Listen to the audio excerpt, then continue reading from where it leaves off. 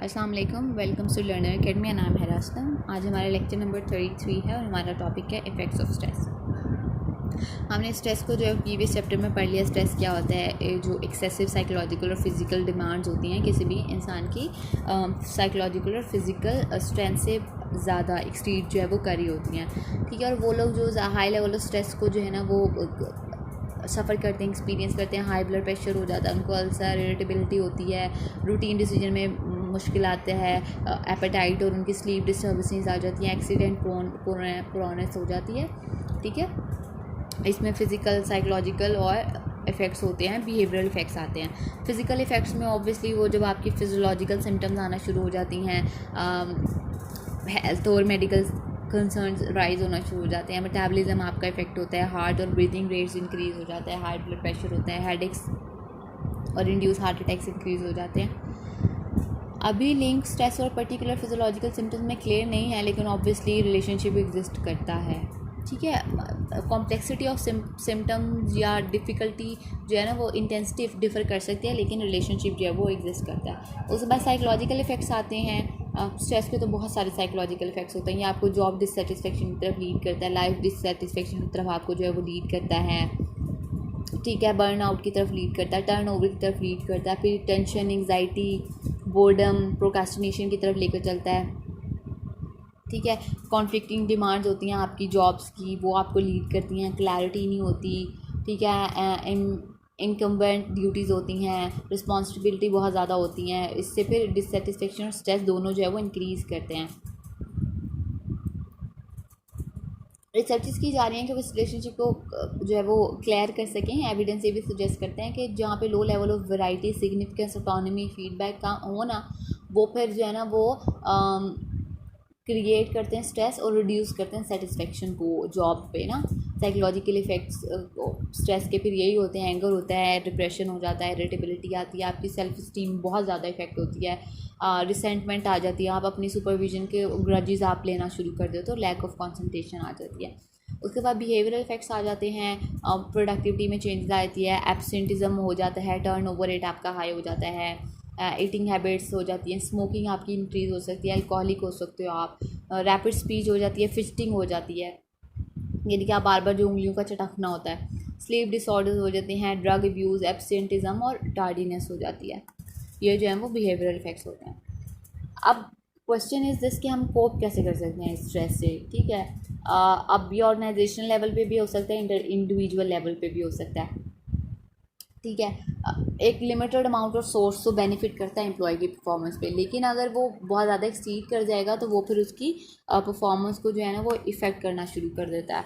Stress individual की और organisation की फिर परफॉर्मेंस पे भी उसका जो है वो इफ़ेक्ट करता है। इंडिविजुअल स्ट्रेटजीज क्या हो सकती हैं कि जी वो पर्सनल रिस्पॉन्सिबिलिटी ले इंडिविजुअल्स। ठीक है, आप टाइम मैनेजमेंट टेक्निक सिखाओ इंडिविजुअल्स को, फिजिकल एक्सरसाइजेज उनको दो, रिलैक्सेशन ट्रेनिंग दो। ठीक है, उनके सोशल सपोर्ट नेटवर्क को जो है वो इंक्रीज़ करो।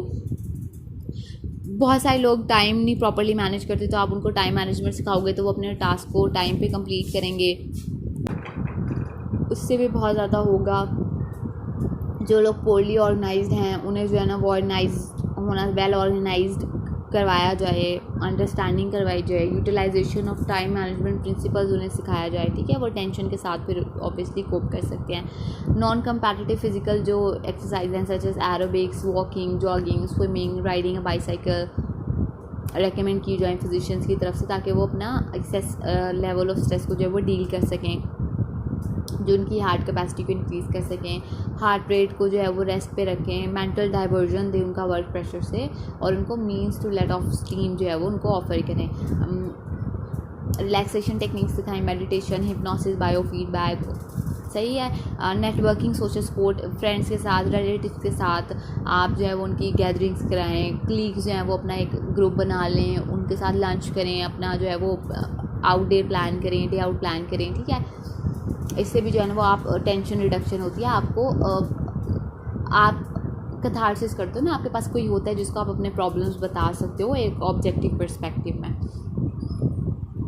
ये भी जो है वो स्ट्रेस को रिड्यूस करने में बहुत ज़्यादा हेल्पफुल होता है। उसके बाद आता है कि ऑर्गेनाइजेशनल स्ट्रेटजीज़ क्या हो सकती हैं। ऑर्गेनाइजेशन में बहुत सारे फैक्टर्स होते हैं जो स्ट्रेस कॉज करते हैं। टास्क और रोल डिमांड्स होती हैं, ऑर्गेनाइजेशन स्ट्रक्चर होता है, उसकी पॉलिसीज़ हो सकती हैं, प्रोसीजर्स हो सकते हैं, स्ट्रैटेजीज़ हो सकती हैं जो कि स्ट्रेस जो है वो कॉज करती हैं। जॉब डिमांड्स हो सकती हैं। आप किस तरह से कर सकते हो उसको कम, कि आप जॉब प्लेसमेंट जो है वो पर्सनल सिलेक्शन को जो है इम्प्रूव करो, रियलिस्टिक गोल सेटिंग करो, रीडिज़ाइन करो जॉब्स को, एम्प्लॉय की इन्वॉल्वमेंट को जो है वो इंक्रीज़ करो, इम्प्रूव करो अपनी ऑर्गेनाइजेशनल कम्युनिकेशंस को। ठीक है, नीचे जो पैराग्राफ में जो है ना इनके एक्सप्लेनेशंस भी दी हुई हैं कि किस तरह से हम जो है कर सकते हैं। उसके बाद निगोशिएशन आता है। Negotiation is something that we do all time, यानी कि हम हर टाइम निगोशिएट कर रहे होते हैं, हम डायलॉग कर रहे होते हैं। ठीक है, निगोशिएशन एक ओपन माइंड, गुड प्रिपरेशन और ट्रेमेंडस अमाउंट ऑफ क्रिएटिविटी जो है वो रिक्वायर्ड होती है निगोशिएशन के लिए। आप सेम काइंड ऑफ रिस्पांस देते हो जो क्रिएटिव नहीं होता तो वो ऑब्वियसली फिर वो सोल्यूशन में कभी भी कंट्रीब्यूट नहीं करता। अगर आपका रिस्पांस अनएक्सपेक्टेड होगा, आपकी इमेजिनेशन को शो करेगा, क्रिएटिविटी को शो करेगा, तो ऑब्वियसली फिर ज़्यादा जो है वो कंट्रीब्यूशन जो है वो करेगा सोल्यूशन की तरफ।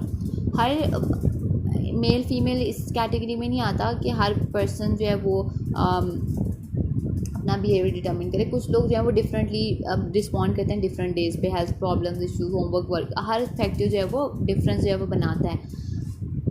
हम ऑब्वियसली निगोशिएशन तो हम बचपन से जो है ना वो कर रहे होते हैं, एक फंडामेंटल लाइफ स्किल है, तो इसलिए हमारा रियल लाइफ गोल जो होना चाहिए वो होना चाहिए कि हमने किस तरह से इफेक्टिवली निगोशिएट करना है, किस तरह से अपने सोल्यूशंस को वाइजली जो है वो निगोशिएट करके जो है ना वो कंट्रोल करना है। निगोशिएशन को हम एक कॉम्प्रोमाइज़ भी कंसिडर कर सकते हैं, जो कि हम आर्ग्यूमेंट इश्यूज़ को सेटल करने के लिए जो है वो यूज़ कर सकते हैं, जिसमें हम इंटरेस्टेड पार्टीज़ जो हैं वो डिस्प्यूट को रिजॉल्व करती हैं, किसी एक कोर्स ऑफ एक्शन पे एग्री कर लेती हैं और बार्गेन कर लेती हैं इंडिविजुअल और कलेक्टिव एडवांटेजेस के लिए, और फिर और आउटकम्स को जो है वो सिलेक्ट करते हैं जो कि म्यूचुअल इंटरेस्ट पे बेस करते हैं। ऑल्टरनेटिव डिस्प्यूट रेजोल्यूशन जो है वो लेकर आता है निगोशिएशन।